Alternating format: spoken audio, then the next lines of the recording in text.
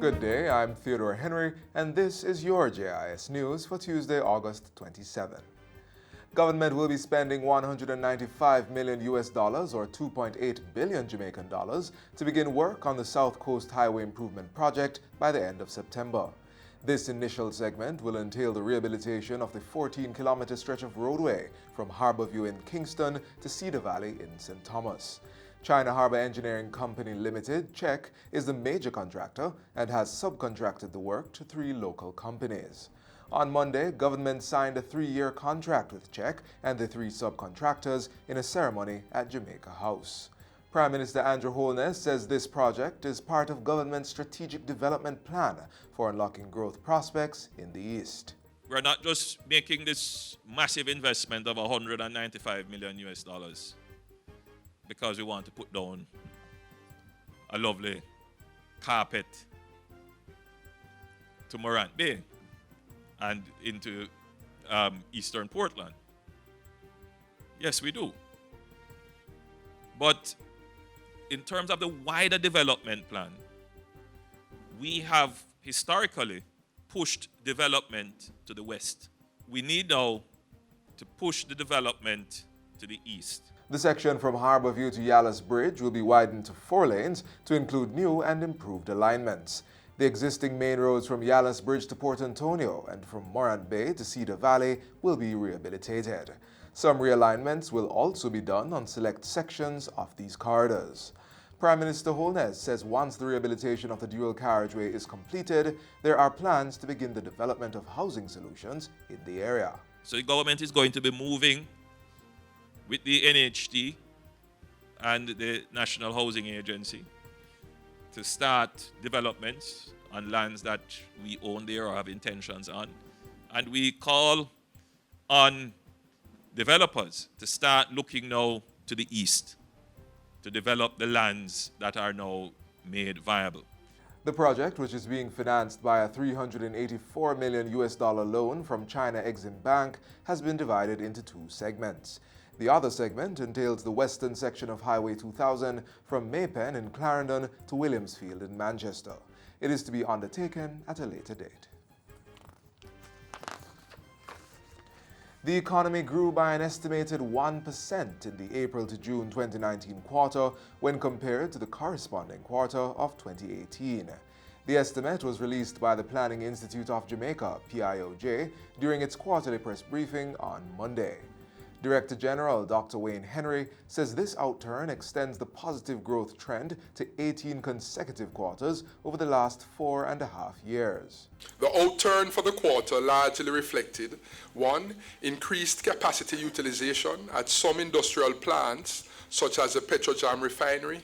2. Increased external demand, which drove output in some export industries, for example, hotels and restaurants.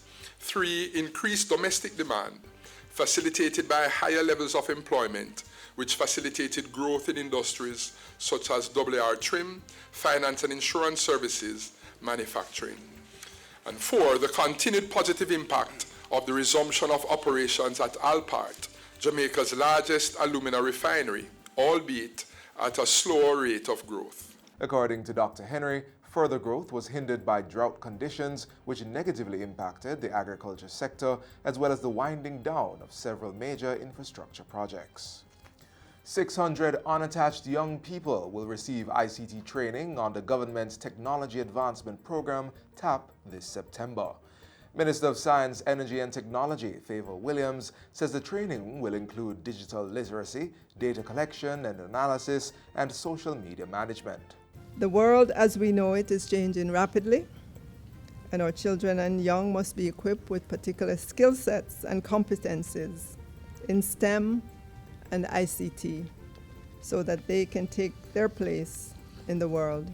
The minister was delivering the keynote address at Petrojam's 2019 Scholarship Awards luncheon held last Friday at the JBDC Resource Centre in St. Andrew.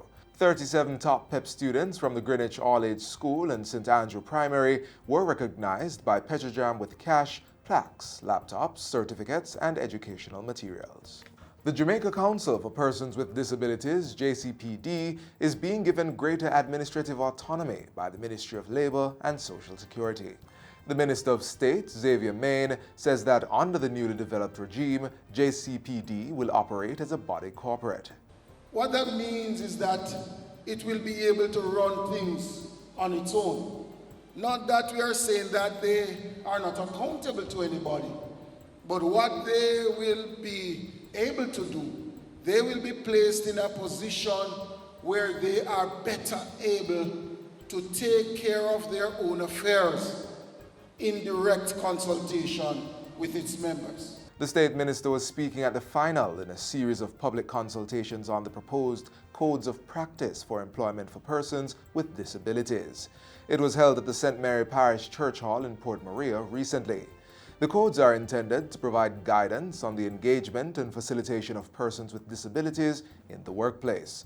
The codes are being developed in accordance with the Disabilities Act, which was passed in the Houses of Parliament in 2014 and will provide practical guidance on matters in the legislation. And finally, 320 children in Westmoreland recently received complimentary school supplies and medical checks during the Child Protection and Family Services Agency CPFSA's annual Western Region Back to School Treat and Health Fair. The annual event was held at the Holy Hill Infant and Primary School in Darlaston last Friday. It catered to 200 youngsters from the school and wider community, as well as 120 children from the CPFSA's Family Reintegration Program. They received backpacks filled with stationery and clothing and were treated to amusement rides, games, and snacks, among other goodies. In addition to fun activities for children, numerous health services such as routine school medicals, blood sugar and pressure checks, and eye screenings were done. Several stakeholder partners also made presentations to the children and their families throughout the day. It is educating the children about being safe when they're going back to school. We had the person from Ministry of Labour and Social Security Path who shared about the benefits under that program as well. And then we had somebody talking about from PMI, talking about conflict resolution.